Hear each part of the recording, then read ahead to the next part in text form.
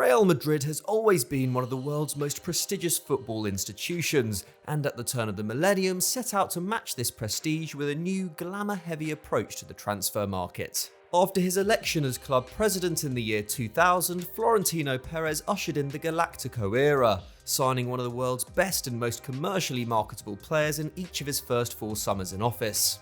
Figo was secured first, followed by Zinedine Zidane, Ronaldo Nazario and David Beckham. And after returning to the club in 2009, Perez went hard again, signing Ballon d'Or winners Kaká and Cristiano Ronaldo that summer, adding Gareth Bale in 2013 and James Rodriguez a year later. But in the 6 years since, the club has spent over €60 million on a player just once, during an era in which their recruitment policy has switched to one based on youth and long-term planning. But why did they make this shift? Let's find out. The simple answer is that the original Galacticos policy didn't work, but that's not the whole story. Yes, Real Madrid did underachieve in the early 2000s despite boasting the most star-studded squad in Europe, winning just 2 of a possible 5 La Ligas with Ronaldo, Figo and Zidane at the club, just 1 Champions League and going trophyless for 3 seasons. But the project was an undeniable success commercially, helping the club grow its reach around the world, and particularly in Asia where interest in football was growing fast. The continent is now home to around 250 million Madrid supporters, nearly half its global fan base. Real also consolidated its place as the richest club on the planet, topping the Deloitte Money League for 11 consecutive years between 2005 and 2016, despite failing to make a Champions League final for the first 9 of those years.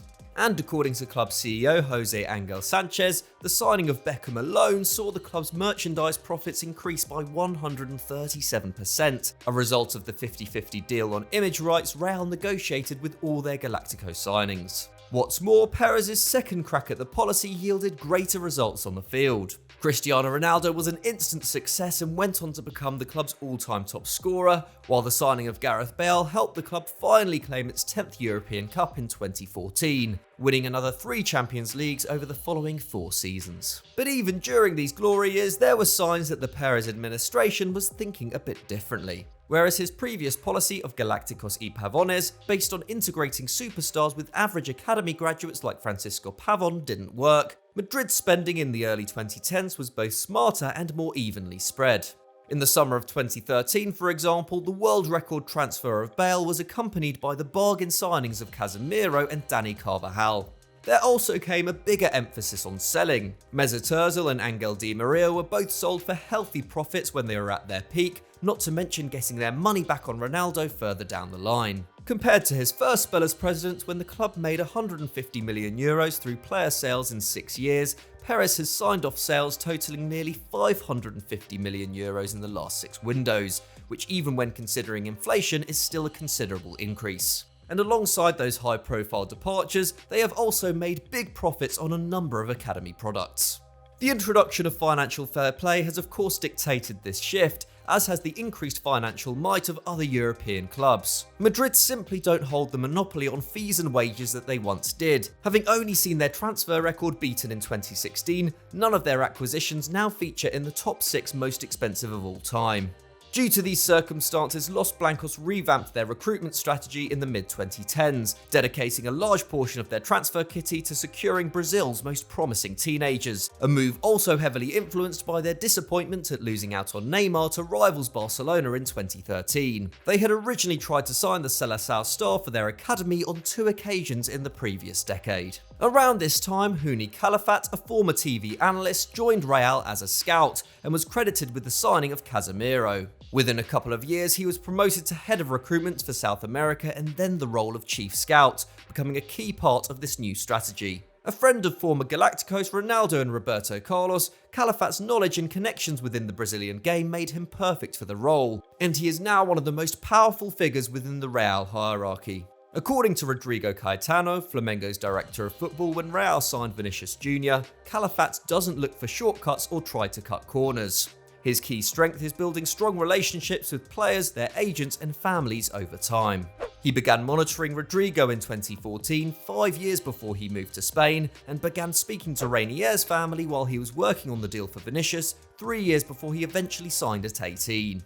All 3 players were wanted by a number of Europe's top clubs, but Calafat convinced them that the Bernabeu was their best option.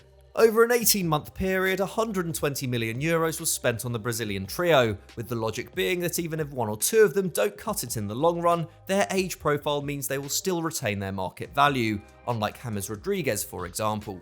Perez also believes that Brahim Diaz, bought from Man City at 19 for €17 million, and Martin Ødegaard, signed at 15 for an initial fee of just €3 million, another transfer orchestrated by Calafat, will help the club win Champions Leagues in the future. Ødegaard is now valued at around €60 million, while Fede Valverde, who was brought to the club by Calafat as a 17-year-old despite concerns over his size, is a regular starter. Instead of signing Galacticos, Perez is now banking on the Galacticos of the future.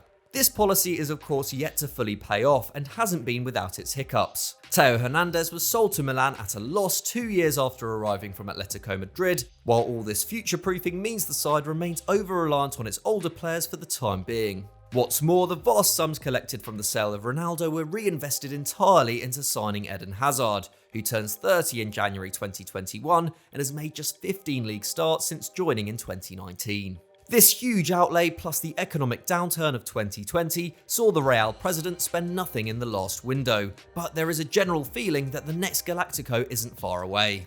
Erling Braut Haaland and Kylian Mbappe have both been strongly linked with moves to the Bernabeu, and if either becomes available, Perez will find it hard to resist. Nevertheless, it seems that these kind of signings are now the exception rather than the rule in the Spanish capital. So that was why Real Madrid no longer signed Galacticos, but what did you make of the video, and have you got any ideas for what we could do in future episodes? Let us know in the comments below. If you enjoyed this, don't forget to leave us a like, and of course subscribe to Eurofootball Daily if you haven't done so already. We put out videos like this every single week, so you really don't want to miss out. Thanks for watching, and we'll see you next time.